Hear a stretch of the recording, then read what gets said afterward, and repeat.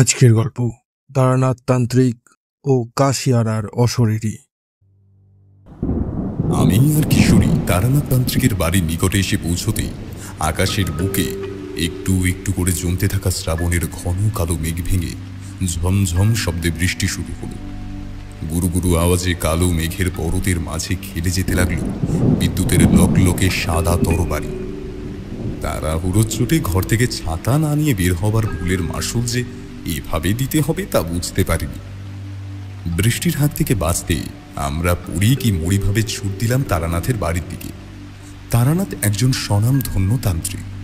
আমরা মাঝে মধ্যেই অবসর সময় তার বাড়ি গিয়ে গল্প শোনার আবদার করি এবং তিনি তার অতীত জীবনের নানা অভিজ্ঞতা ভাগ করে নেন আমাদের সাথে। ঘরের ভিতর ঢুকতেই দেখলাম তারানাথ তক্ত বসে বসে নিজের মনে বিড়বিড় করে কি যেন বলছে, আর তার ভাষা ভাষা দু চোখে নির্লিপ্ততা বিদ্যমান। আমাদের দেখা মাত্র তারানাথ উত্তেজিতভাবে বলল, কখন এলে তোমরা? একদম খেয়ালই করিনি। ও কি বৃষ্টির জলে তোমাদের মাথা তো একেবারে ভিজে গেছে। দাঁড়াও দাঁড়াও, একটা গামছা এনে দিই, মাথার চুল মুছে নাও ভালো করে, নাহলে ঠান্ডা লেগে যাবে যে। এই কথা বলে তারানাথ চলে গেল ঘরে। কিছু সময় বাদই গামছা এনে আমাদের দিয়ে বলল, এই না, তাড়াতাড়ি মুছে বসে পড়ো দেখি, আমি অন্দরে চা করতে বলে দিয়েছি। মাথা মুছে বসে পড়লাম আমরা। পকেটে হাত ভরে কিশোরী সিগারেটের প্যাকেট বের করে এগিয়ে দিল তারানাথের দিকে। তারানাথের কন্যা এসে রেখে গেল গরম লেবু চা আর চাল কড়াই ভাজা। তা চিবোতে চিবোতে আমি বললাম, বৃষ্টির যা বহর দেখছি চট করে থামবে বলে মনে হয় না। আপনার বাড়ি ঢুকতে আর সামান্য বিলম্ব হলে পুরো ভিজে যেতাম। কি বলেন ঠাকুরমশাই? আমার কথা যেন শুনতেই পেল না তারানাথ। আশায় স্তব দেখে চলেছি আজ সে বড্ড অন্যমনস্ক। কিশোরীও বিষয়টি লক্ষ্য করে বলল, কি ব্যাপার বলুন তো ঠাকুরমশাই, আজ আপনাকে এমন মন মরা দেখাচ্ছে কেন? সিগারেট দেওয়াতে প্রতিবার আপনি যেমন খুশি হন, কই আজকে তো তেমনটা হলেন না। কিশোরীর কথায় তারানাথ যেন একটু নড়ে চড়ে বসল। তারপর একটা দীর্ঘশ্বাস ছেড়ে বলল, শৈশবের কথা বড় মনে পড়ে যাচ্ছে আজ। মনে পড়ে যাচ্ছে মায়ের হাসি হাসি, সেই মমতাময়ী মুখখানা, গ্রামের সেই নির্জন মাঠঘাট, পথ, দিঘির জল, সর্বোপরি মায়ের হাতে রান্না, বিউলির ডাল, পোস্ত এর বড়া, ইলিশ মাছের ঝোলের সেই আস্বাদ যেন অমৃত ছিল। সারা জীবনে তো আর কম মানুষের হাতের রান্না খেলাম না, তবে মায়ের হাতের সে স্বাদ কোথাও পাইনি।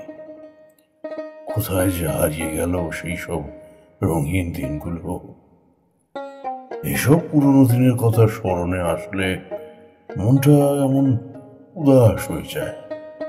আচ্ছা কিশোরী, এই জগতের সকল জননী বোধ হয় একই রকমের হয়, তাই না? এই যেমন ধরো আমার মা, তোমাদের মা, কিংবা আর 5 জনের মা, তারা সকলেই তো সর্বদা ব্যস্ত থাকেন সন্তানের মঙ্গল চিন্তায়, সন্তানকে রক্ষা করতে। এমন কোনো কাজ নেই যা তারা পারে না। আজ এমনই এক ঘটনার কথা খুব মনে পড়ে যাচ্ছে, তবে সেই ঘটনায় আমার দর্শক হওয়া ছাড়া তেমন কোনো ভূমিকা ছিল না। আমি বুঝলাম আস্তে আস্তে তারানাথ প্রবেশ করছে নতুন এক গল্পের মধ্যে। তার এই কথা শুনে গল্প শোনার সদ্য যে সুযোগ তৈরি হয়েছে সেটা যাতে নষ্ট না হয় সে কারণে কিশোরী শীঘ্র বলে উঠল, আজ তবে সেই গল্পই বলুন না ঠাকুরমশাই। তারানাথ সিগারেটের প্যাকেট থেকে একটা সিগারেট বের করে তৃপ্তির সাথে লম্বা এক টান দিয়ে চোখ বুজে বলেন, বেশ, শোনো তবে। আমি তখন ঘর ছেড়ে বেরিয়ে পড়েছি অজানাকে জানতে, সাধুসঙ্গ করতে।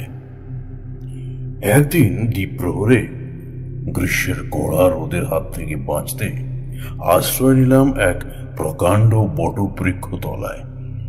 ঝোলার মুখ খুলে দেখলাম সামান্য কিছুটা ছিঁড়ে গুড় আর কতগুলো বাতাসা রয়েছে সেখানে। খাবারগুলো বের করে খেতে শুরু করলাম। গ্রীষ্মের দাবদাহে প্রকৃতি মা শুকিয়ে যেন তার ভয়ানক রূপ ধারণ করেছে। দীর্ঘদিন বৃষ্টি না হওয়ায় খাল বিল পুকুর জল একেবারে তলানিতে গিয়ে ঠেকেছে।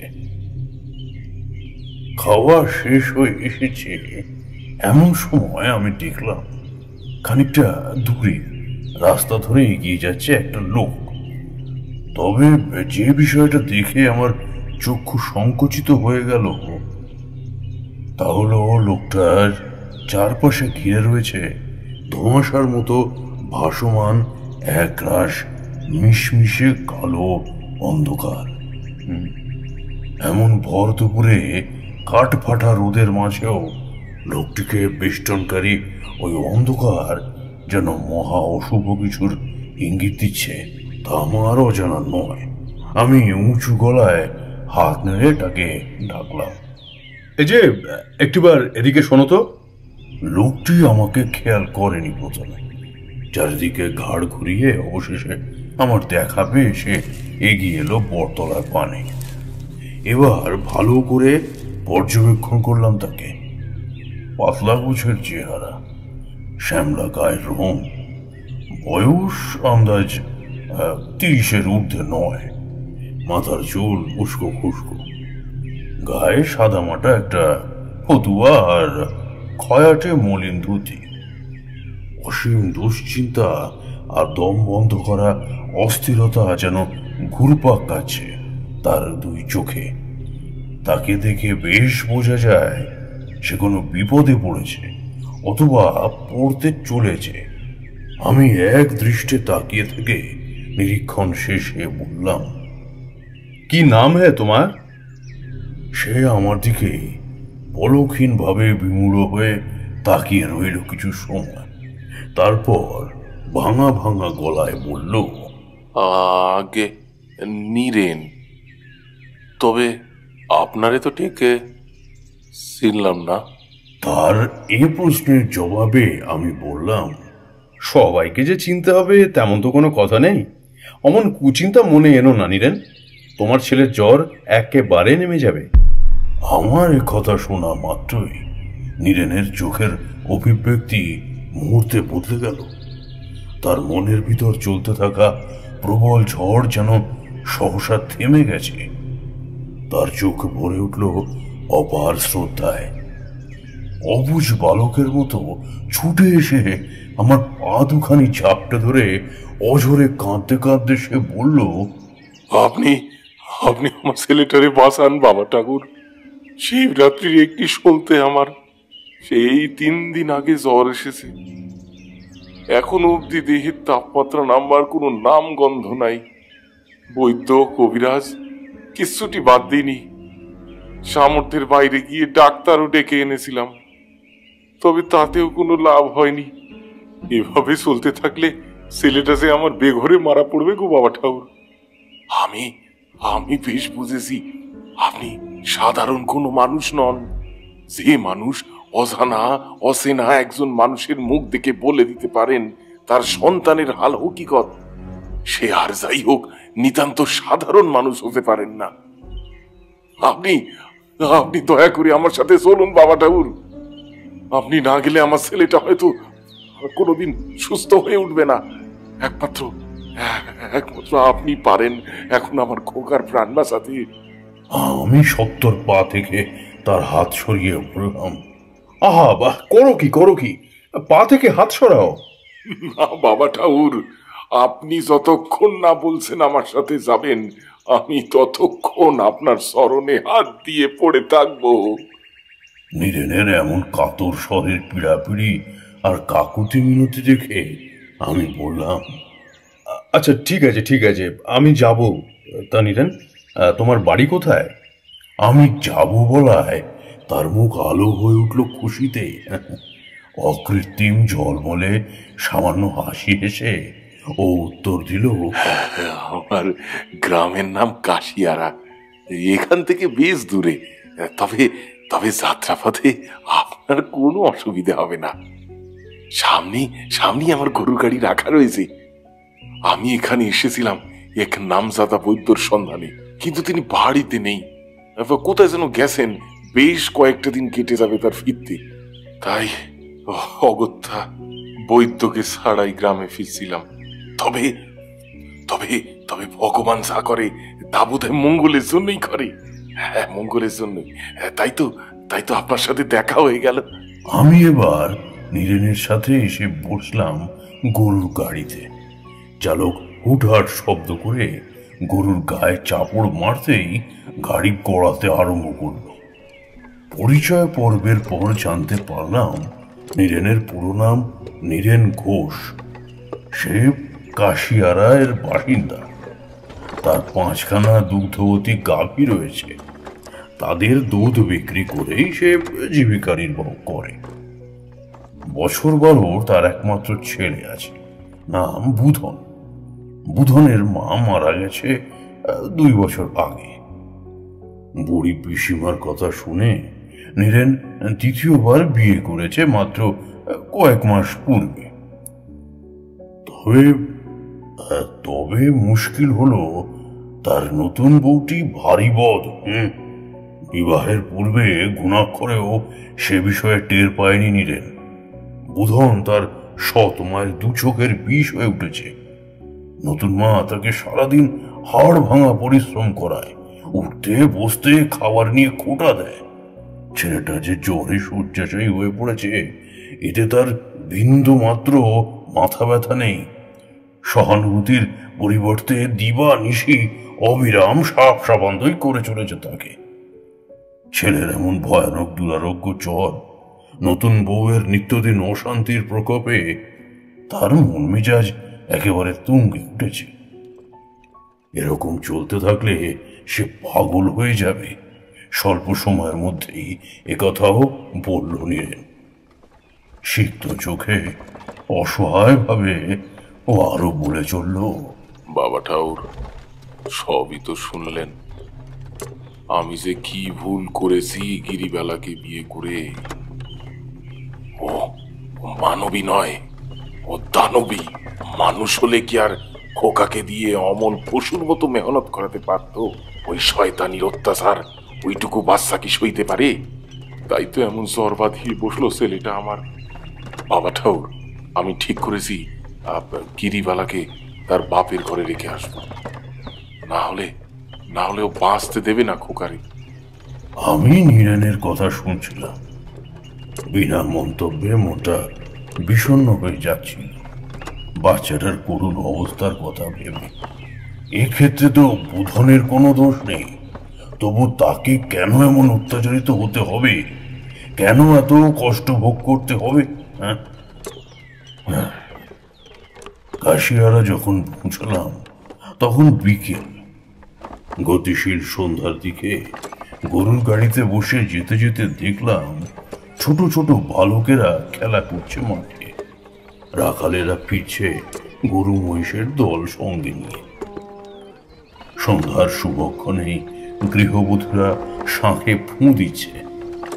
গ্রাম বাংলার সন্ধ্যা যেমন হয় আর কি। গরুর গাড়ি থামতেই নীরেন বলল, বাবা ঠাউর আসেন, আমার বাড়ি চলে এসেছি। ওই যে দেখছেন, ওটাই আমার বাড়ি। গাড়ি থেকে নামতেই আমার নজরে পড়ল খড়ের ছাউনি দেওয়া একটা 2 খুঁটির ঘরের দিকে অঙ্গুলি নির্দেশ করেছে নীরেন।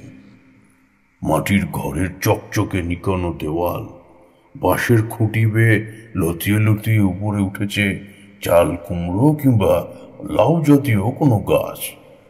ঘরের পাশে ছোট্ট মতো একটা রান্নাশালা আর গোয়াল ঘর। উঠোনের মধ্যিখানে তুলসী মঞ্চ। তবে তুলসী মঞ্চে এই সন্ধ্যাবেলাতেও কোনো প্রদীপ জ্বলেনি। এতে গিরিবালাকে আর যাই বলা হোক, লক্ষ্মীমন্ত বলা যায় না মোটেই। সরু রাস্তার দুধারে শ্বেত আকন্দের ঝোপ। কাঁচা মাটির রাস্তা দিয়ে আমরা ভিতরে ঢুকতেই গোয়াল ঘরের দিক থেকে একটা উচ্চ স্বরের বাজখাই নারী কণ্ঠের চিৎকার ভেসে এলো। অত বাগাটা যে আর কতদিন বিছানায় গা এলিয়ে পড়ে থাকবে তা ভগবানই জানে। শরীর খারাপ না ছাই, কাজ করার ভয়ে অসুস্থতার বাহানায় মটকা মেরে শুয়ে আছে। গিরিবালাকে কিছু বোঝে না নাকি? সবই ওই বাপ বেটার চাল। প্রতিদিন বদ্যি কবিরাজের মেলা বসিয়েছে গা ঘরে। এরকম ভাবে আর কিছুদিন চললে তো সবকিছু বেচে পথে বসতে হবে। ভগবান, একটু মুখ তুলে চাও, ও ছোড়াকে তুলে নাও নিজের কাছে। গিরিবালার এই সকল কথা শুনে নীরেনের মাথায় আগুন জ্বলে উঠল। প্রচন্ড ক্রোধে সে এগিয়ে গেল গোয়াল ঘরের পানে। আমি বুঝলাম আসার পথে নীরেন গিরিবালা সম্বন্ধে একটি কথাও বাড়িয়ে বা মিথ্যা বলেনি। বলি নতুন বউ, তুমি কি চোখ থাকতেও অন্ধ নাকি? বুধন মিশি মিশি মটকা মেরে পড়ে আছে, ওর গায়ে হাত দিয়ে কখনো দেখেছো ঠিক কতখানি উষ্ণতা রয়েছে? তোমার মুখে কি কিছুই আটকায় না? হ্যাঁ, মা মরা ছেলেটার প্রতি তোমার সামান্য মায়া দয়াও নাই? সি সি সি সি সি, পারতে পারতে নিজের পেটের হলে এই সমস্ত কথা বলতে, চরম শত্রুরও মৃত্যু কামনা করতে নাই। সেখানে তুমি কিনা, মেয়েরা তো মায়ের জাত হয়, তুমি সে জাতের কলঙ্ক নতুন বউ, কলঙ্ক। নীরেনের করা প্রতিবাদে গিরিবালা গোয়াল থেকে বেরিয়ে এসে সেই বাজখাই সুরে বলল, চলে এসেছো দেখছি। মরণ ব্যাটার প্রতি সোহাগ দেখে গা যেন একেবারে জ্বলে যায়। মা, উনি আবার কে গা? গিরিবালার প্রশ্নের উত্তর দেওয়ার প্রয়োজন বোধ করল না নীরেন। আমাকে দেখে ঘোমটা দিল গিরিবালা। তার অন্তরের নিষ্ঠুর নির্মমতার মাঝে যে মায়া দয়া স্নেহের ছিটে ফোটাও নেই তা বুঝতে সামান্য সময়ও আমার লাগলো না। আমি দৃঢ় গলায় বললাম, নীরেন, আমাকে বুধনের ঘরে নিয়ে চলো।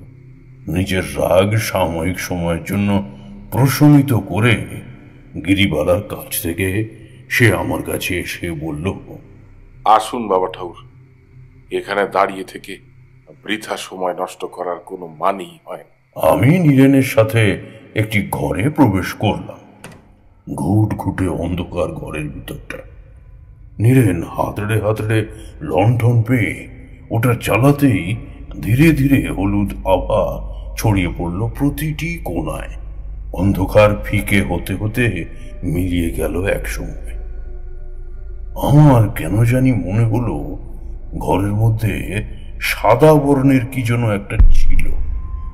আমাদের ঢোকা মাত্রই স্যাঁত করে সরে গেল সেটা। একটা মিষ্টি অথচ সূক্ষ্ম সুগন্ধ নাকে এলো আমার। লম্বা ঘ্রাণ নিয়ে আমি দু চোখ বন্ধ করলাম। গন্ধের উৎস যে ঠিক কোথায় তা কিছুটাই বুঝে উঠতে পারলাম না। অবশেষে ভাবলাম বাড়ির পিছনের দিকে হয়তো কামিনী ফুলের গাছ রয়েছে। খোলা জানলা দিয়ে হাওয়ার সাথে তারই গন্ধ ভেসে আসছে। আলো আধারির আলপনা বিছিয়ে পড়েছে সর্বত্র। ঘরের মাঝ বরাবর ছোটখাটো এক চৌকিতে শুয়ে আছে একটি বাচ্চা ছেলে। বিছানার সাথে যেন মিলিয়ে গেছে পুরোপুরিভাবে। আমি বুধনের মাথার কাছে গিয়ে বসলাম। ছেলেটা জোরের ঘরে ক্রমাগত ভুল বকছে। কান পেতে শোনার চেষ্টা করলাম সে কথা। খুব নিচু স্বরে অস্পষ্টভাবে বললেও খানিকটা শুনতে পেলাম আমি। সে বলছে, মা, ও মা, এসো না মা, আমাকে নিয়ে যাও তোমার সাথে। আমার ভালো লাগে না এখানে থাকতে। ছোট মা আমাকে খুব মারে। মা, তুমি এসো না মা। বুধনের গায়ে হাত দিয়ে দেখলাম সত্যই দেহের তাপমাত্রা স্বাভাবিকের তুলনায় অত্যাধিক বেশি। গায়ের চাদর খানিকটা নেমে যেতেই দৃষ্টিগোচর হলো একটা ছবি আষ্টে পৃষ্ঠে জড়িয়ে ধরে রয়েছে সে। ছবিটি কার এ প্রশ্ন আমার মনে আসার আগেই তা নিবারণ করলো নীরেন। বলল, বাবা ঠাকুর, ওটা ওর মা রাধারানীর ছবি। নীরেনের হাতে ধরা লণ্ঠনের কোমল আলোয় ছবিটির সামান্য যেটুকু অংশ দেখলাম তাতেই মনে হলো সাক্ষাৎ লক্ষ্মী প্রতিমার চিত্র যেন দেবীর আসন থেকে সযত্নে তুলে বুধনের হাতে ধরিয়ে দিয়েছে কেউ। ছবিতে অঙ্কিত নারীটির রঙিন কাপড়ের প্রান্তভাগে ঢাকা তার মুখের অর্ধেকাংশ কিন্তু কাপড়ের আচ্ছাদন না পড়া মুখমণ্ডলের অংশ দেখা যায়। ঘন কালো চুলের মাঝে আঁকা বাঁকা এক লাল সিঁথি, টকটকে সিঁদুর, কপালে পোড়ো লাল টিপ, টানা টানা দিগল দুই আঁখি, নাকের মধ্যখানে ধাতু নির্মিত নাকছাবি আর গোলাপি ঠোঁটে লেগে রয়েছে সামান্য এক চিলতে মধুর হাসি। বুধনের গায়ের চাদরটা টেনে দিলাম। কপালে হাত বুলিয়ে দিতে দিতে পরমেশ্বরের কাছে কায় মনোবাক্যে প্রার্থনা করলাম তার দ্রুত সুস্থতা। নীরেন, তুমি বরং এক কাজ করো, এক বাটি জল এনে কাপড়ের টুকরো ডুবিয়ে ওর মাথায় জলপট্টি দাও, আর খানিকটা গরম দুধ খাওয়ানোর চেষ্টা করো, কেমন? এরপর আমি বাইরে বেরিয়ে এলাম। তখন পুরোপুরি সন্ধ্যা নেমে গেছে কাশিয়ারার বুকে। এই ভিটাতে পা দেওয়ার থেকে একটা অদ্ভুত মিষ্টি গন্ধ আমি টের পাচ্ছি। ওই গন্ধটার মধ্যে একটা অসামান্য শান্তিদায়ক, স্বস্তিদায়ক একটা ব্যাপার রয়েছে।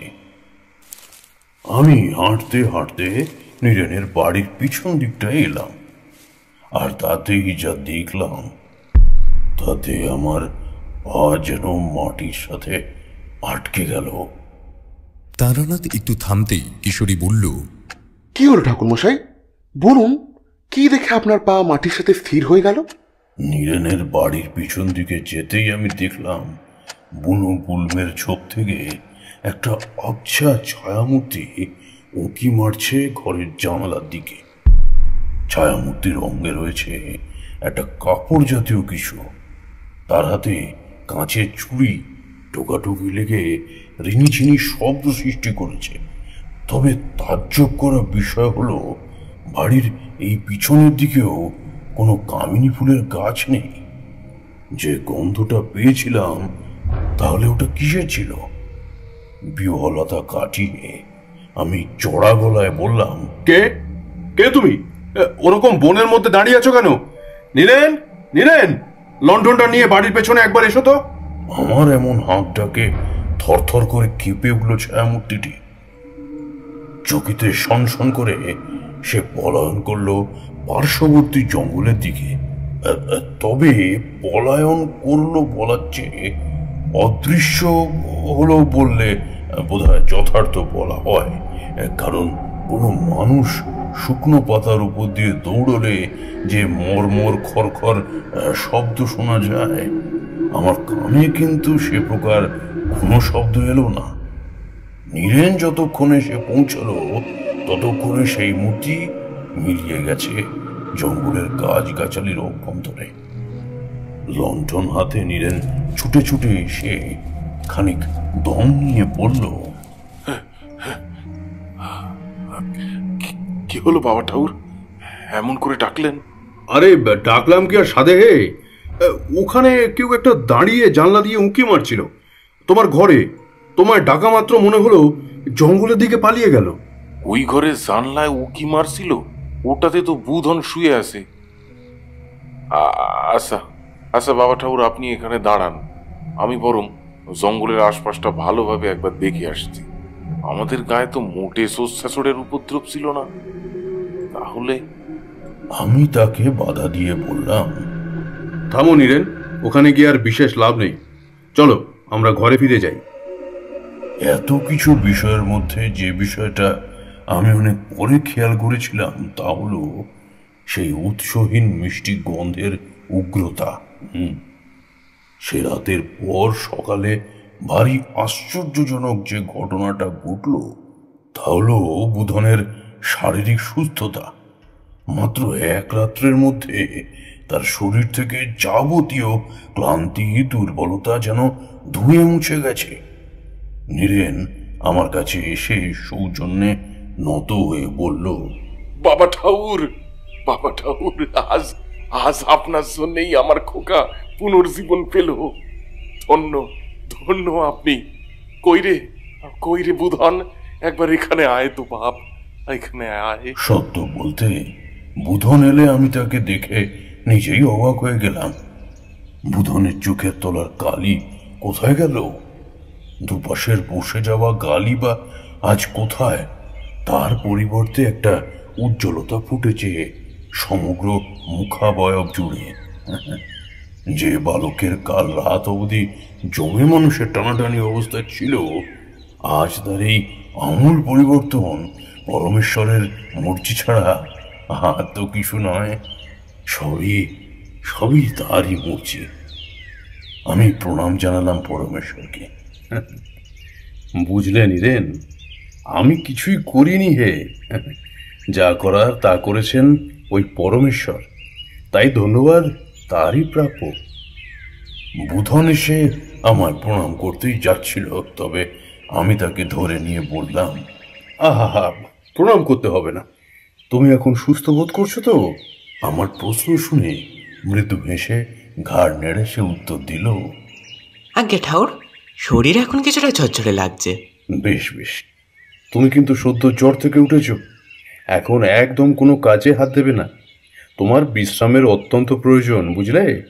বিশ্রাম না নিলে আবার যে কোনো সময় অসুস্থ হয়ে পড়তে পারো, তাই বিশ্রাম নাও। আমার কথায় নীরেনও সায় দিল। হ্যাঁ খোকা, একদম কাজ করবি না, এখন শুধু বিশ্রাম নিবি বাপ। সাক্ষাৎ জমের মুখ থেকে তোকে ফিরে পেয়েছি আমি, আর সে লড়াইয়ের সম্মুখীন হতে পারবো না। তুই তুই যে আমার 7 রাজার ধন, এক মানিক। নতুন মা যদি কোনো কাজ করতে বলে তাহলে মুখের ওপর কয়ে দিবি করবো না, বাবা বারণ করেছে। তোর ডর কি? এ ঘর তোর বাপের। বেশি বাড়াবাড়ি করলে অন্যত্র রেখে আসবো গিরিবালাকে। বাবা ঠাকুর, আমাকে একটু মাঠে যেতে হবে, তবে দুপুরের আগেই আমি চলে আসব। কয়েকটা দিন নানা শখ করে ফসলের দিকে আর যাওয়া হয়ে ওঠেনি, তাই এবেলা একবার যাই। আচ্ছা বেশ নীরেন, তুমি বরং মাঠে যাও, আর আমিও এক ফাঁকে এই কাশিয়ারা গ্রামটা একটু ঘুরে দেখে আসি, কেমন? তাই যান বাবা ঠাকুর, তাই যান। কাশিয়ারা খুব সুন্দর গ্রাম, হলফ করে বলতে পারি আপনার মন্দ লাগবে না। বুধন, সাবধানে থাকিস বাপ। এরপর আমি আর নীরেন ঘর থেকে বেরিয়ে পড়লাম। সে চলে গেল মাঠে, আর আমি গ্রাম ঘুরতে।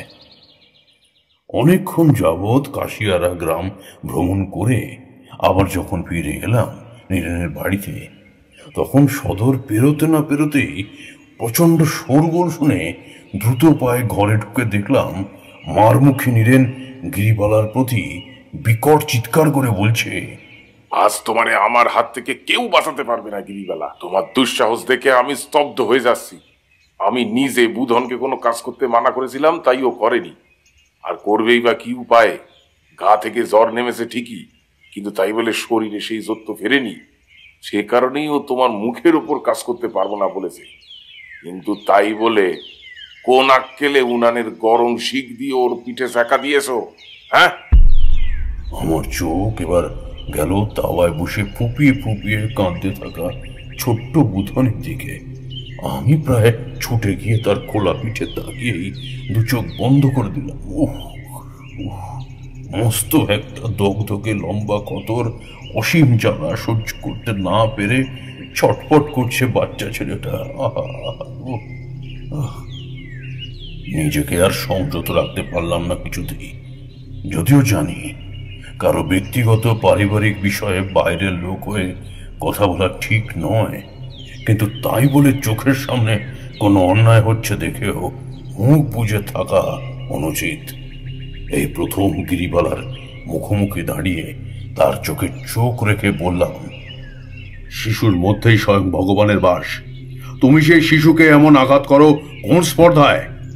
আজকের এ কার্যে তুমি মহাপাতকী হলে তোমার পাপ আদৌ খণ্ডন হবে কি না এ বিষয়ে আমার যথেষ্ট সংশয় রয়েছে। আর কোনো কথা না বলে আমি বুধনের কাছে এসে পুনরায় বসলাম। তারপর হেসেল থেকে তালপাতার হাত পাখা এনে হাওয়া করতে লাগলাম ওকে। নীরেন আরো 4-5 কথা শোনালো গিরিবালাকে। গিরিবালা কিন্তু মুখে কিছু বলল না, ঘুম মেরে দাঁড়িয়ে রইল ঠায়। খানিক বাদে জলশূন্য কলসি কাঁকে তুলে বেরিয়ে গেল বাইরে। আমার চোখে এবার একটা অতিলৌকিক ব্যাপার ধরা পড়ল, আর পরক্ষণেই সারা শরীরে কাঁটা দিয়ে উঠল।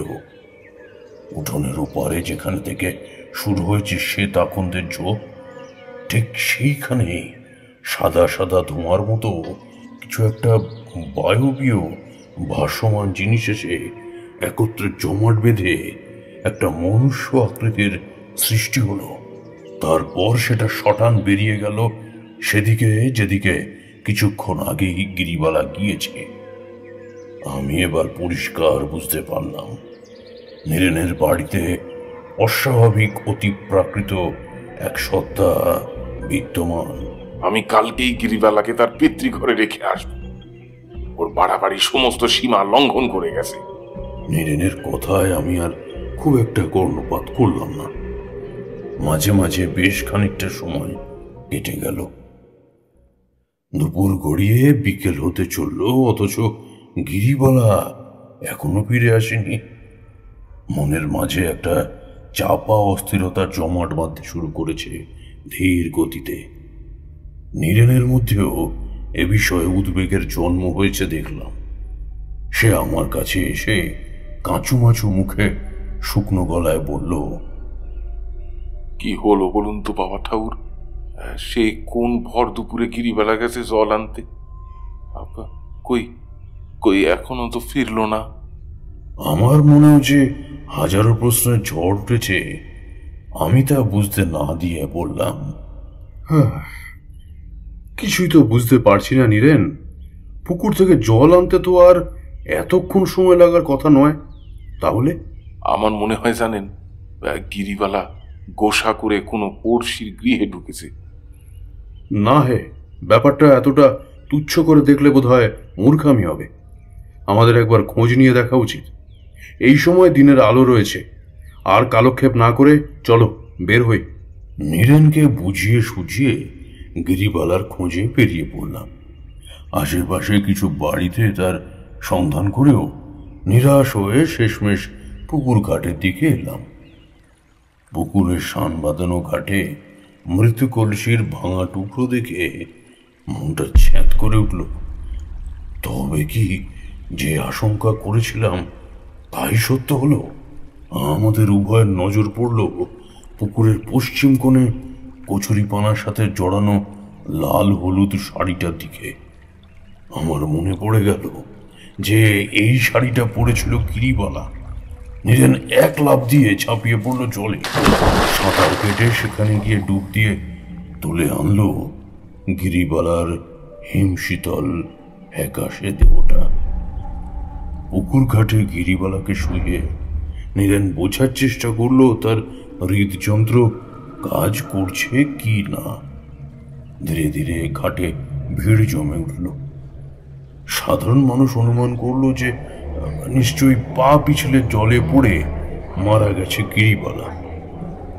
আমার কিন্তু সে ধারণা হলো না, কারণ দিনের আলো ফুরিয়ে এলেও আমি পরিষ্কার দেখেছিলাম তার গলায় লম্বাটে আঙুলের অস্পষ্ট দাগ, যার থেকে এটাই প্রমাণ হয় যে কেউ তাকে গলা টিপে মেরে প্রাণহীন দেহটা ফেলে দিয়েছে জলে। কিশোরী তাড়াতাড়ি বলে উঠল, কি সর্বনাশ! কে খুন করলো গিরিবালাকে? সে তো এখনই বলা যাবে না হে। তাহলে গল্প শোনার উত্তেজনা থেকে বঞ্চিত হবে তোমরা। তাছাড়াও এ ঘটনা যখন ঘটেছিল তখন আমিও তো আর আগে ভাগে সবকিছু বুঝতে পারিনি। তাই তোমরাও আস্তে আস্তে সব জানতে ও বুঝতে পারবে। আমি বললাম, সেসব ঠিক আছে ঠাকুরমশাই, তারপর কি ঘটলো না হয় বলুন। তারানাথ সিগারেটের প্যাকেট থেকে একটা সিগারেট বের করে ফস শব্দে তা ধরিয়ে এক রাশ ধোঁয়া ছেড়ে বলে উঠল, কাশিয়ারা এর সর্বাধিক প্রবীণ বৃদ্ধটিও যখন নাড়ি টিপে চোখের তলা পরীক্ষা করে নাকের কাছে আঙুল ঠেকিয়ে বলল, না হে, আর কিছুই করার নেই। তখন দাহ কার্যের জন্য প্রস্তুতি শুরু হলো। ছোট্ট বুধনের চোখে পুনর্বার বানভাসী জল দেখা গেল। যে সৎমা তাকে একেবারে পছন্দ করত না, গরম শিক দিয়ে পিঠ পুড়িয়ে দিতেও যার হাত কাঁপেনি, সেই মায়ের জন্যই তার চোখের কোণ বেয়ে গড়িয়ে পড়ল অশ্রু বাড়ি দ্বারা। গিরিবালার মৃত্যুতে নীরেন সামান্য সহানুভূতি দেখালেও এমন এক দজ্জাল অর্ধাঙ্গিনীর হাত থেকে বুধন চিরতরে রক্ষা পেয়েছে ভেবে বোধহয় তার হৃদয় পুলকিত হয়ে উঠল।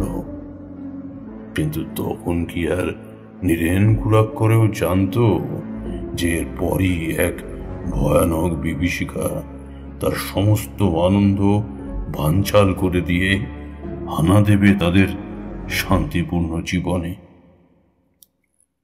শেষকৃত্য যখন সম্পূর্ণ হলো তখন বলা যায় ভোর রাত।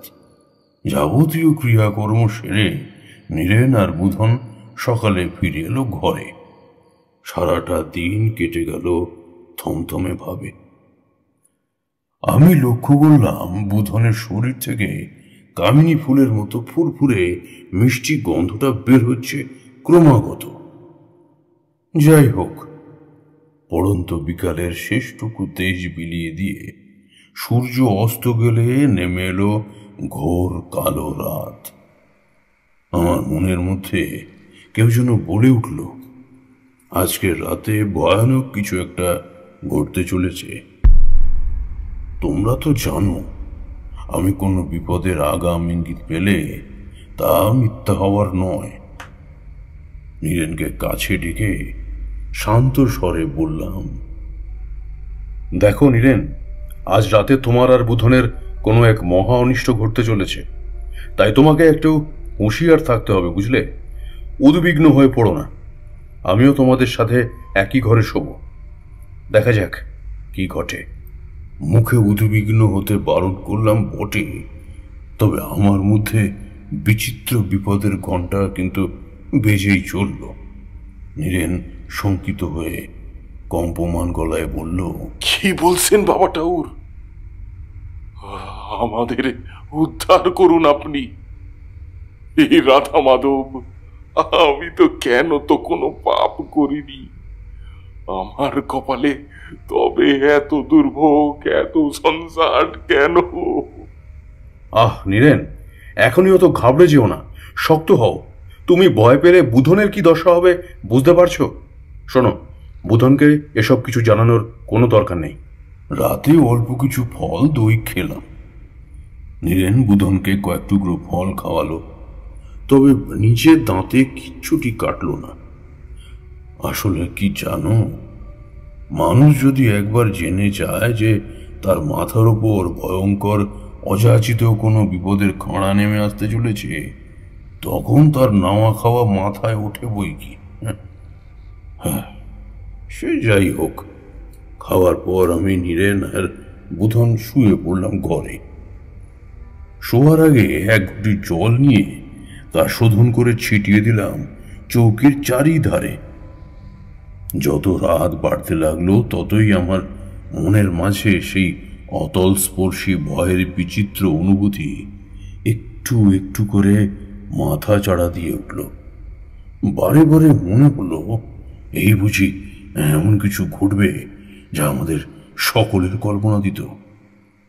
আমি যা ভেবেছিলাম তাই ঘটল। তখন গভীর হয়েছে রাত।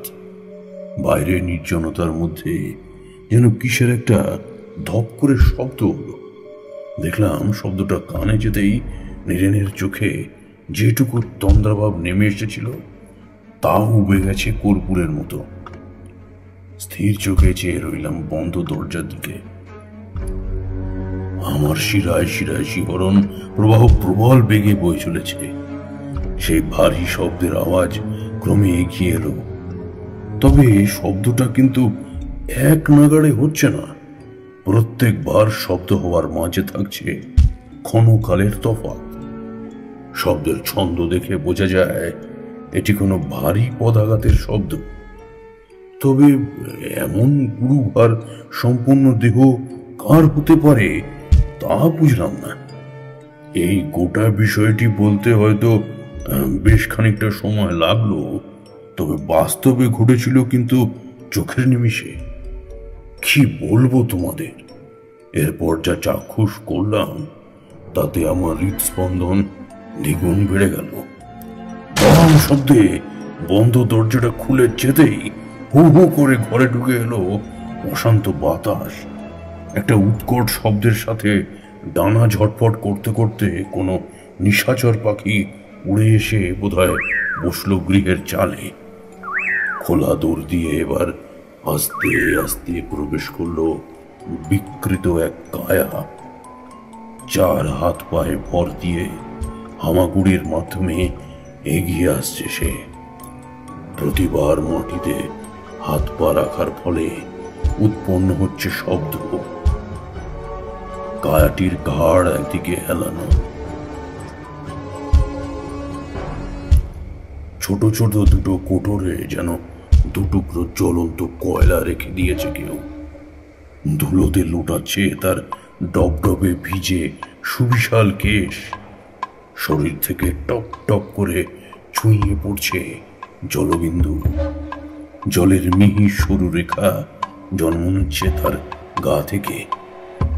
কায়ার হাত পা সম্পূর্ণ উল্টো দিকে ঘোরানো। ক্ষণে ক্ষণে সে নিজের লকলকে জিহ্বা বের করে চেটে নিচ্ছে ঠোঁটের উপর নিচ, আর তাতেই চকচক করে উঠছে তার অজস্র ছুঁচালো দাঁতগুলো। আমার বুক হিম হয়ে গেল। একর নরকের কুৎসিত অপচ্ছায়ার আগমন হলো নীরেনের ঘরে। বাবা ঠাকুর, দরজাটা খুলে গেল কি করে? ওরকম ভাবে ওদিকে তাকিয়ে রয়েছেনই বা কেন? আপনি বসুন, আমি দরজার আগলটা তুলে আসি। আমি নীরেনের হাত শক্ত করে চেপে ধরে উত্তেজনাপূর্ণ গলায় বললাম, চুপটি করে বসো এখানে, খবরদার চৌকি থেকে এক পাও নামিও না। নীরেন যে সে কায়া দেখতে পাচ্ছে না তা টের পেলাম। ওই কায়া আরো কাছে এগিয়ে এসেছে। মাত্র কয়েক হাতের ব্যবধান আমাদের মাঝে। এরপর একটু একটু করে কাঠের পুতুলের মতো সে উঠে দাঁড়ালো দু পায়ে ভর দিয়ে। অঙ্গে ল্যাপটানো পরিধেয় আচ্ছাদনের ফাঁক থেকে এক টানে বের করে আনলো একটা বিশাল ছুঁচালো ধাতব দণ্ড। দণ্ডের চকচকে ফলা দেখে আমার গা শিউরে উঠল। তার অভিসন্ধি মোটেও সুবিধার ঠেকলো না আমার। বাবা ঠাকুর, ওই শলাকা অমন শূন্যে ভাসছে কি করে? নীরেনের কথায় আমার হুঁশ ফিরল। সে কায়াটিকে দেখতে না পেলেও তার হাতে ধরা দণ্ডটি দেখতে সক্ষম, তাই এমন ভড়কে গেছে। আমি ঠোঁটে তর্জনী ঠেকিয়ে বললাম, মুখে কোনো আওয়াজ করো না নীরেন, যা দেখছো তা নিঃসাড়ে দেখে যাও। আমি তাকে কথা বলে চোখ বুঝতেই যাচ্ছিলাম, পরমেশ্বরকে স্মরণ করতে হঠাৎ দেখলাম একটা সাদা স্বচ্ছ ছায়ামূর্তি তক্তার নিচ থেকে বেরিয়ে তার উপর প্রবল আক্রোশে ঝাঁপিয়ে পড়ল। সে ধাক্কা সামলাতে না পেরে কায়ার হাত থেকে সশব্দে খসে পড়ল সেই শলাকা। সুন্দর মাদকতাময় গন্ধটা যেন বুনুদ করে দিল আমায়। দুই অশরীরীর মধ্যে প্রবল ছুটোপুটি আরম্ভ হলো দেখতে দেখতে। ও অনেকটা সময় ধরেই চলল সেই লড়াই। একবার সাদা ছায়ার উপর কালো কায়া এসে বসে, তো পরক্ষণেই কালো কায়াকে ফেলে দিয়ে সাদা ছায়া বজ্র মুষ্টিতে তার গলা টিপে ধরে। এরকম ভাবে দুপক্ষের মারামারি করতে করতে একসময় বেরিয়ে গেল ঘর থেকে। একটা দীর্ঘ নিঃশ্বাস নিলাম আমি।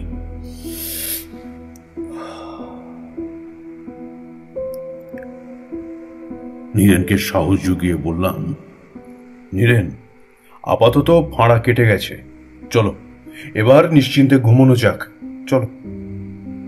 সে ঠক ঠক করে কাঁপতে কাঁপতে বলল, কিন্তু কিন্তু বাবা ঠাকুর, কি কি যে হলো, তার মাথা মুন্ডু কিছুই তো আমি বুঝতে পারলাম না।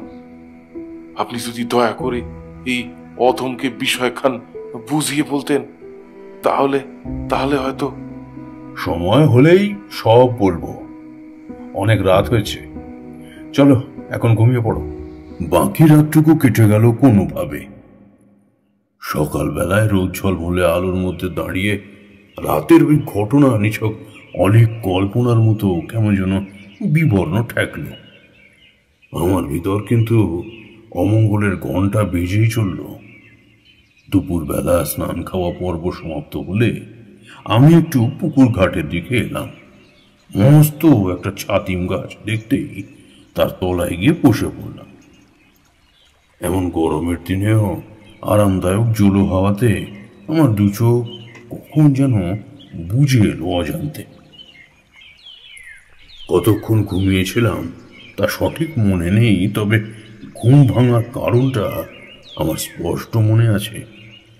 ঘুমন্ত অবস্থায় হঠাৎই আমার অন্তর যেন মোচড় দিয়ে উঠল। পুরনো অভিজ্ঞতা থেকে বুঝলাম পুনরায় মারাত্মক বিপদের সম্মুখীন হতে চলেছে ওরা। অতি শীঘ্র উঠে পড়লাম গাছতলা থেকে। নীরেন আর বুধনকে বাড়িতে রেখে আমার এখানে চলে আসাটা মোটেও ঠিক হয়নি। এখন যদি নীরেন কিংবা বুধনের কোনো ক্ষতি হয়ে যায় তাহলে? এসব নানা কথা ভাবতে ভাবতে সদরের চৌকাটে আসতেই পাথরের বিগ্রহের মতো স্থানু হয়ে গেলাম আমি। কি দেখলাম জানো? কিশোরী বলে উঠল, কি দেখলেন ঠাকুরমশাই? দেখলাম বুধন হাতে লাঠি হাতে উঠোনে বসে রোদে ধান আগলাচ্ছে পাখির থেকে, কিন্তু তার ঠিক পিছনে সামান্য দূরত্বে সে দাঁড়িয়েছে সেই অদ্ভুত গঠনের ভয়াল কায়া। সে তার এতটাই সান্নিধ্যে এসে পড়েছে যে আর কয়েক পা বাড়ালেই হাতের নাগালে পেয়ে যাবে বুধনকে। আমার তখন চিন্তায় পাগল হওয়ার জোগাড়। হ্যাঁ, ছেলেটার যে সামান্য গাত্রবন্ধনটুকু করা হয়নি, হ্যাঁ, এবার কি হবে? কৃষ্ণাঙ্গ কায়াটি বাড়িয়ে দিল তার বৃহৎ নখরযুক্ত দু বাহু। বুধনকে গলা টিপে হত্যা করতে চলেছে সে। তাকুনদের ছোপে নাচন শুরু হতেই আমার চোখ গেল সেদিকে। আকন্দের ঝাড় কাঁপিয়ে বেরিয়ে আসছে অস্পষ্ট সেই সাদাটে ছায়া। এক ছুটে বুধনের কাছে গিয়ে সাদা ছায়াটি সোজাসুজি ঝাঁপিয়ে পড়ল কালচে কায়াটিকে লক্ষ্য করে। যথারীতি জোর কদমে আবার শুরু হয়ে গেল লড়াই। সর্প আর বেজে মুখোমুখি হলে যেমন তারা এক মারণ সংঘর্ষে লিপ্ত হয়, এক্ষেত্রেও ঠিক তাই হল। পরস্পর পরস্পরের মধ্যে হানাহানি চলাকালীন অদৃশ্য হয়ে গেল। আমি বুধনের কাছে এসে তাকে জিজ্ঞাসা করলাম, তুমি ঠিক আছো তো বুধন? তোমার কোথাও লাগেনি তো? আমার এই প্রশ্নে সে কিংকর্তব্য বিমূঢ় হয়ে চেয়ে থেকে বলল, ও মা ঠাকুর, হঠাৎ করে আমার লাগতে যাবে কেন? আমি তো ঠিকই আছি। পিতার মতো তার চোখেও ওই দুই বিদেহী আত্মা ধরা পড়েনি, পড়েছে কেবল আমার নজরে। কারণটা তো তোমরা জানোই, আমার সেই বিশেষ ক্ষমতা। কথা শেষ করি তারানাথ উঠে পড়ে বলল, বসো হে তোমরা। হ্যাঁ, শোনো, বসো বসো হে তোমরা। হ্যাঁ, কেমন? আমি ঘর থেকে আর 3 পেয়ালা চা করতে বলে আসি। এমন ঠান্ডা আবহাওয়ায় গরম চা ছাড়া আসর ঠিক জমছে না। বসো বসো বসো। এই কথা বলে তারানাথ ঢুকে গেল অন্দরে। তারপর খানিকটা সময় বাদে যখন সে এলো, তখন তার পিছু পিছু তার কন্যাটিও এসে 3 পেয়ালা চা রেখে গেল। কিশোরী গরম চায় চুমুক বসিয়ে অবিলম্বে বলল, ঠাকুরমশাই, শুরু করুন এবার। তারানাথ চায়ের পাত্রে সামান্য ফুঁ দিয়ে তাতে ঠোঁট ছুঁয়ে বলল,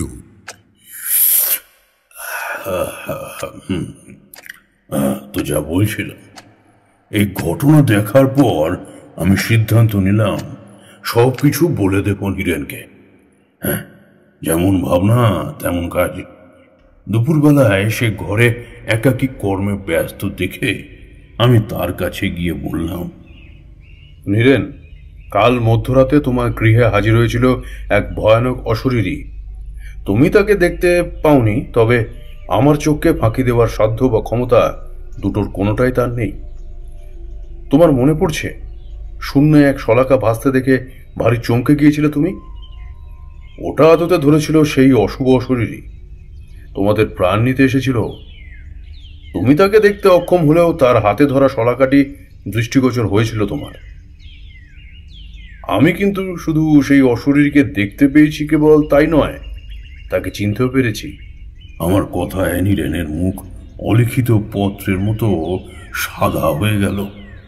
স্বল্প সময়ের জন্য বাকশক্তি হারিয়ে জোরপূর্বক তা আবার ফিরিয়ে আনলো সে। কে কে সেই অশরীরী বাবা ঠাকুর? আমি অনমনীয় গলায় বললাম, সে আর কেউ নয়, তোমার দ্বিতীয় পক্ষের সদ্য গত হওয়া স্ত্রী গিরিবালার আত্মা। নামটা কানে যেতেই তার পা টলে উঠল। প্রচন্ড মানসিক চাপ সইতে না পেরে সে পড়েই যাচ্ছিল।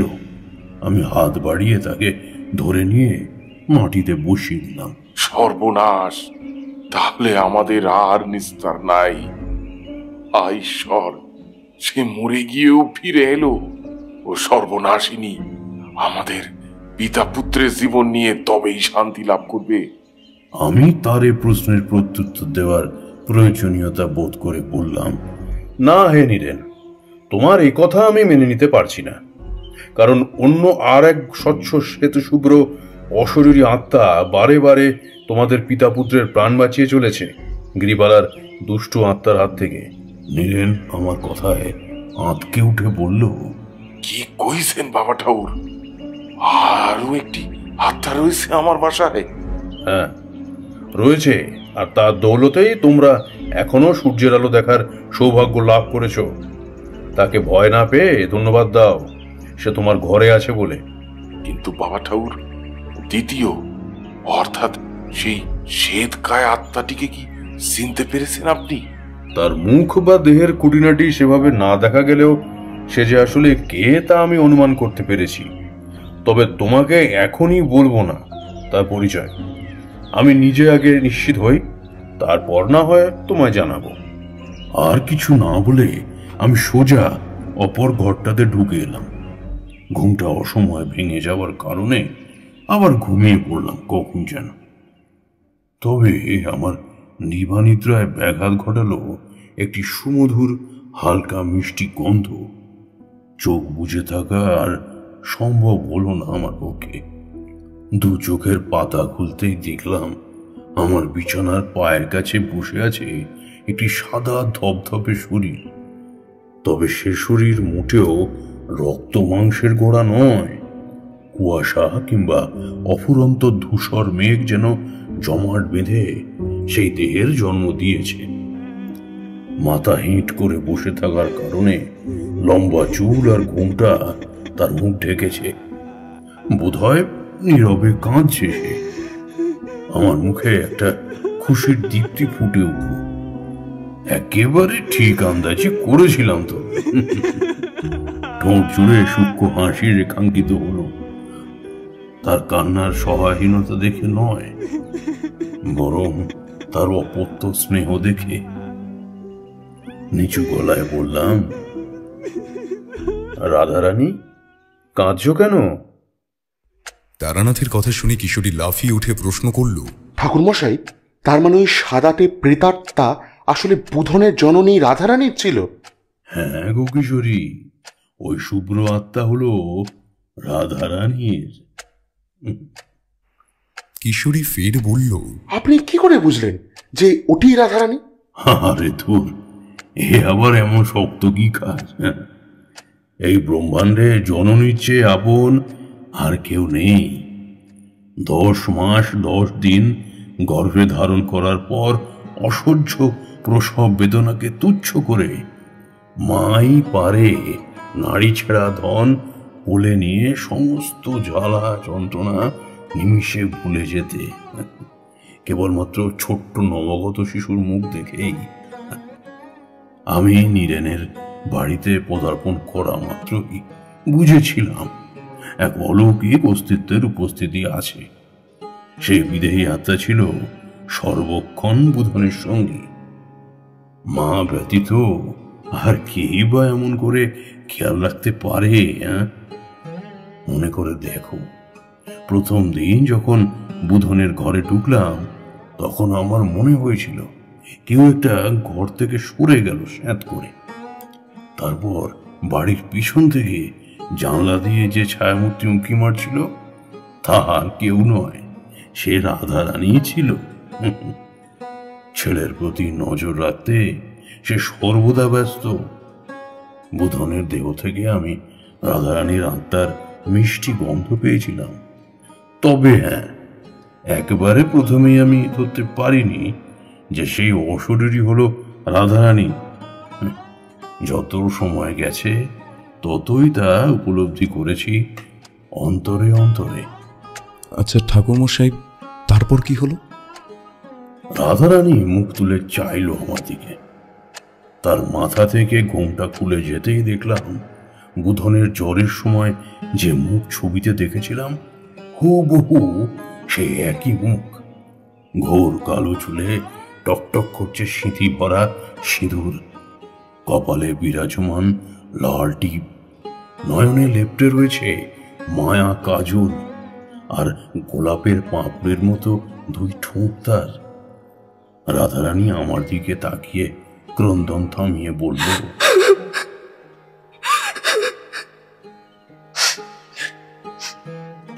বাবাটাও, আপনি তো সবই বুঝতে পেরেছেন, তাই তো আপনার কাছে না এসে থাকতে পারলাম না। এবার আপনি বলুন, এখন আমি কি করব? তোমার যা করণীয় তাই করবে মা। জননীর অসাধ্য এমন কোনো কাজ নেই এই ভুবনে। তোমার অন্তরেতে যে অসীম শক্তি ও বিপুল তেজ রয়েছে তা একাগ্র করে চেষ্টা করো, তাহলেই অশুভ শক্তির পরাজয় নিশ্চিত। কিশোরী বলল, রাধারানী কি করার কথা বলছিল ঠাকুরমশাই? এখনো বুঝলে না হে? গিরিবালার আত্মাকে বিনষ্ট করার কথাই বলছিল রাধারানী। মা সব সময় সন্তানকে আগলে রাখতে চায়, সেই কারণে মৃত্যুর পরেও রাধারানী থেকে গিয়েছিল বুধনের কাছে।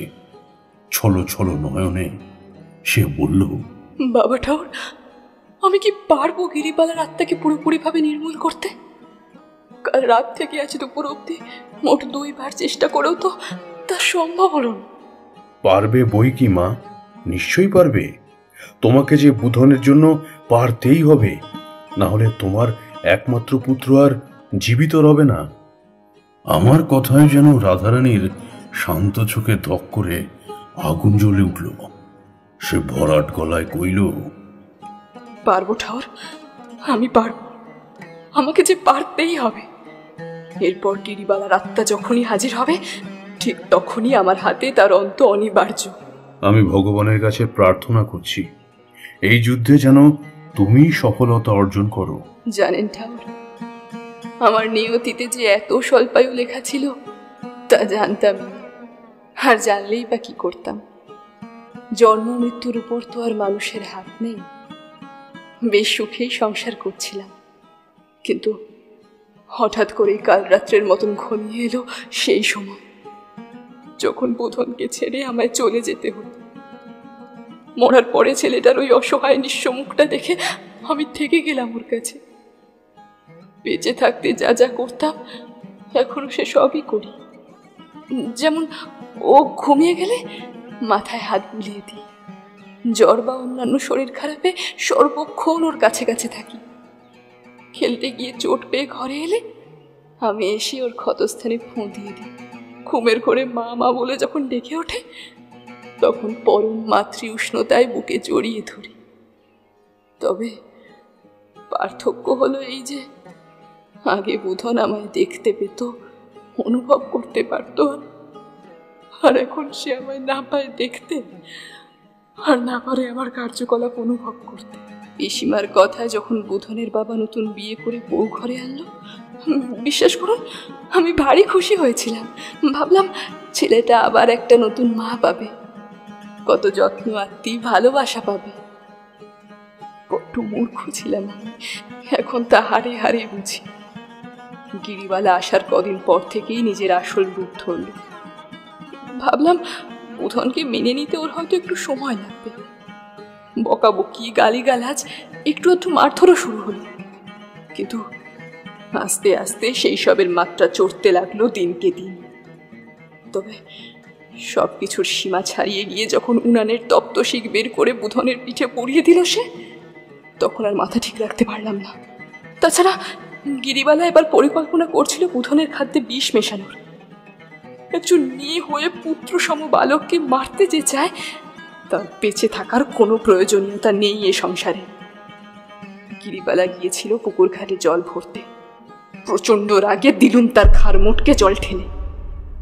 কিন্তু কিন্তু আমি তখনও ভাবতেও পারিনি যে পুনরায় ও ফিরে আসবে অশরীরী রূপে প্রতিশোধ নিতে। আমি বললাম, ও এই জন্যই তাহলে আপনি গিরিবালার মৃতদেহের গলায় আঙুলের ছাপ দেখেছিলেন? তারানাথ উপর নিচে মাথা নাড়ল। গিরিবালা সেদিন প্রকৃতপক্ষে জল আনতেই গিয়েছিল। তার আত্মঘাতিকা হওয়ার বিন্দুমাত্র বাসনা ছিল না। তবে রাধারানীর স্নেহময়ী আত্মাও তখন সন্তানের উপর তার করা অত্যাচার প্রত্যক্ষ করে আর সৎ মায়ের কুটিল গুপ্ত ফন্দিতে যথেষ্ট কুপিত হয়েছিল। ফলে যা হওয়ার তাই হলো। সন্তানের গায়ে আঁচড় লাগলে সকল জননীর বুকেই জ্বলে ওঠে এক ভয়াবহ আগুন। সে আগুন পুড়িয়ে ছারখার করে দিতে পারে হিতাহিত সকল কিছু। রাধারানী এরপর মারাত্মক উত্তেজিত হয়ে বলল, বাবা ঠাকুর, সে এসে গেছে। আজ এই মুহূর্তে নয় গিরিবালা শেষ হবে, আর তা না হলে আমি। এই বলে রাধারানী এক ছুটে বেরিয়ে গেল বাইরে। তার পেছন পেছনে বের হলাম আমিও। দুপুরের রোদের তেজ এখন বেশ কমেছে। গরম বাতাসের একটা স্রোত যেন পাক খাচ্ছে নীরেনের বাড়ির পরিধি বরাবর। গিরিবালার শ্রীহীন কদাকার আত্মা অতি মন্থর গতিতে এগিয়ে আসছে বাড়ির দিকে। তার গনগনে দু চোখে যেন জিঘাংসার ভাঁটা। শরীর থেকে ধাবিত হওয়া জলের রেখায় মিশে যাচ্ছে কষ বেয়ে গড়িয়ে পড়া লালা মিশ্রিত রক্ত। অমসৃণ প্রেত সুলভ কণ্ঠে গিরিবালা বিকট হেসে চিৎকার করে বলল,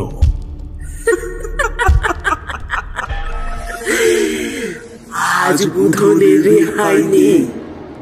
হতভাগাটাকে বাঁচতে দেব না আমি। ওর জন্যই আমাকে অকালে মরতে হলো। প্রথমে মারবো ওকে, তারপর ও বাপকে, আর সব শেষে নিশ্চিহ্ন করে দেব রাধারানীর আত্মাকে। রাধারানী ভেবেছে এভাবেই রক্ষা করতে পারবে সবকিছু, কিন্তু সে সম্ভব নয়। বেঁচে থাকলে বিষ খাইয়ে মারতাম, আর এখন গলা টিপে মারবো।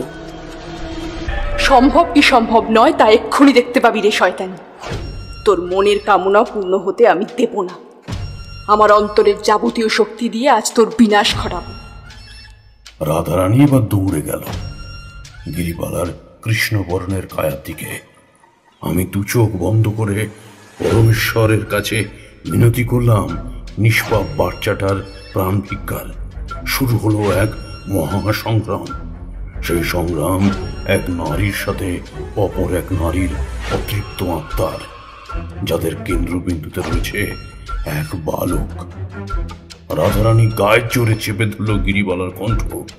গিরিবালাও নিজের লম্বা নখ দিয়ে ছিন্ন ভিন্ন করে দিল রাধারানীর অঙ্গ। অনেকক্ষণ যাবৎ এভাবে আঘাত প্রতিঘাত চলতেই থাকলো। আমি বাকরুদ্ধ হয়ে দেখলাম দুই বিদেহী নারীর লড়াই। খানিক বাদে রাধারানী গর্জে উঠল, শয়তানি, আজ আমি তোকে মেরেই ফেলবো। আমার বাচ্চার প্রাণ নিবি তুই? তোর এত ক্ষমতা? রাধারানীর দৃঢ় বজ্রমুষ্টি আরো চেপে বসে গেল গিরিবালার গলায়। ক্রমে কাহিল হয়ে পড়ল সে। তার দু চোখ ছোট হতে হতে বুঝে এলো এক সময়। লম্বা লকলকে জিভটা বেরিয়ে পড়ল মুখ দিয়ে। আর এই যুদ্ধের ফল কি হতে চলেছে তা আমার অনুমান করে নিতে বেশি বেগ পেতে হলো না। আর মাত্র কিছুক্ষণ অপেক্ষার পর রাধারানী বিজয়িনীর হাসি হেসে বলল, বাবা ঠাকুর, আমি পেরেছি আমি। আমার সন্তান এখন পুরোপুরি সুরক্ষিত এই শয়তানির কবল থেকে। গিরিবালার কায়া ধীরে ধীরে নেতিয়ে পড়ল মাটিতে। অতঃপর বাতাসের সাথে চূর্ণ বিচূর্ণ হয়ে গেল আজীবনের মতো। আমি পরমেশ্বরের উদ্দেশ্যে ধন্যবাদ জানালাম। রাধারানী আমার সম্মুখে এসে নত হলো। আমি অনুভব করলাম কতগুলো নরম আঙুল যেন সংগ্রহ করে নিল আমার পদধূলি। ঠাউর, আপনি না থাকলে আজ আমি হয়তো পারতাম না গিরিবালার প্রেতাত্মাকে শেষ করে দিতে। আমি হেসে বললাম, এতে আমি আর কি করলাম মা? যা করার সে তো তুমিই করলে। আমি শুধু ঈশ্বরের কাছে প্রার্থনা করেছি মাত্র। আপনি যদি আমার মনোবল বৃদ্ধি না করতেন তাহলে এই যুদ্ধে জয়লাভ আমার পক্ষে হয়তো অসাধ্য হয়ে দাঁড়াতো। রাধারানী এবার বুধনের কাছে গিয়ে স্নেহের একখানা চুম্বন করল তাকে। তারপর অদৃশ্য হয়ে গেল। মায়ের এমন নিখাদ ভালোবাসা দেখে আমার চোখের কোণ ভিজে উঠল। আমি নীরেনকে কাছে ডেকে বললাম সবটা। তার মুখমণ্ডল জুড়ে কতগুলো অনুভূতি যেন একসঙ্গে খেলে গেল। বুধনও অদৃশ্য কোনো দেহের স্পর্শের আনন্দে যেন ডুবে গেল। নীরেন মৃদু গলায় বলল, তার মানে বাবা ঠাকুর, স্বচ্ছ অশরীরটি আসলে রাধারানী ছিল। হা প্রভু, সে জীবিত না থেকেও আমাদের প্রাণে বাঁচল, অথচ আমরা তা বুঝতেই পারলাম না। ধন্য তুমি। তোমার মতো এমন গর্ভধারিণী আমি এ জীবনে আর দ্বিতীয় দেখি নাই। তুমি মা দুর্গার মতোই যেন সাক্ষাৎ জগৎ জননী।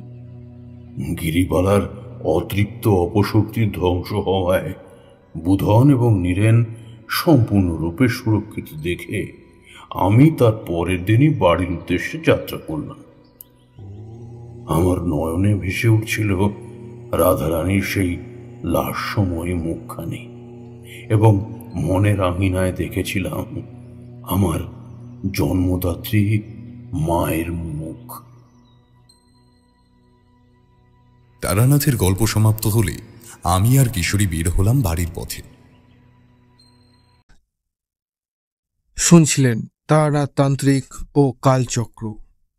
গল্পটি কেমন লাগলো অবশ্যই আমাদের কমেন্টের মাধ্যমে জানান, এবং যদি গল্পটি ভালো লেগে থাকে তাহলে একটি লাইক করবেন, এবং এই রকম গল্প আরও শুনতে সাবস্ক্রাইব করতে পারেন অন্ধকারের আওয়াজ।